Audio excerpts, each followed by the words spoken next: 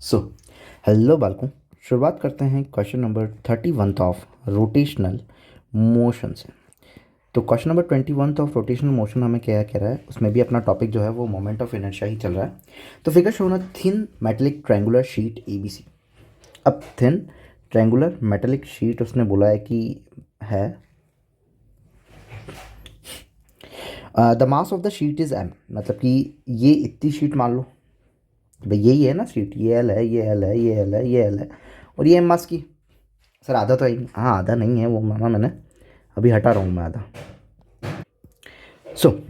एक square plate का जो मोमेंट ऑफ इनर्शिया होता है about its centre of axis, मतलब कि सेंटर में से एक एक्सिस जा रही है, वहाँ पे जो शीट का होता है, एक पूरी शीट का जो मोमेंट ऑफ इनर्शिया होता है सेंटर एक्सिस से पास करने वाला, वो होता है ml²/6 ICM।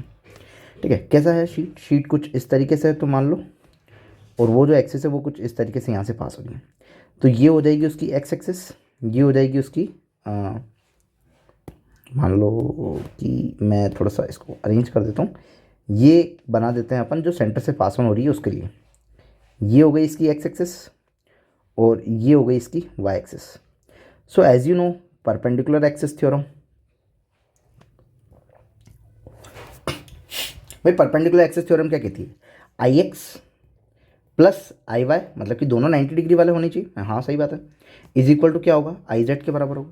आई जेड तो हमारा पता है कि कितना है, ml²/6।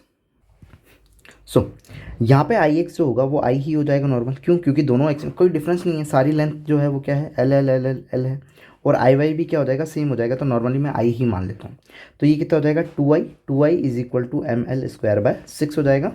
So I equals to ml²/12 हो जाएगा, ये 2 नीचे चला जाएगा। तो बट ये ज़रूर ध्यान रखना कि इसने बोला है कि ये जो शीट है उसका मास M है, मतलब कि ये वाली अपर वाली शीट का मास M है, तो इसका मास क्या होगा M, इसी का भी, मतलब सेम प्रोपोर्शनलिटी क्राइटेरिया। तो अगर तो इस पूरी शीट का ओवरऑल मास क्या होगा 2M, तो मुझे बस ये इस वाले M की जगह क्या रखना है, 2M रखना है। तो ये कितना हो जाएगा 6। तो I is equal to ml²/6। तो ये किस एक्सिस के अलोंग है सर, ये y एक्सिस के अलोंग भी है, ये x एक्सिस के अलोंग भी है। x एक्सिस के अलोंग कितना, ml²/6, और y एक्सिस के अलोंग भी कितना है, ml²/6। बट ये तो इस शीट के किसी भी एक्सिस पे रखोगे तो ये कितना है, ml²/6। तो तुम्हें शीट कितनी चाहिए, आधी चाहिए ना, पूरी शीट का तो चाहिए नहीं।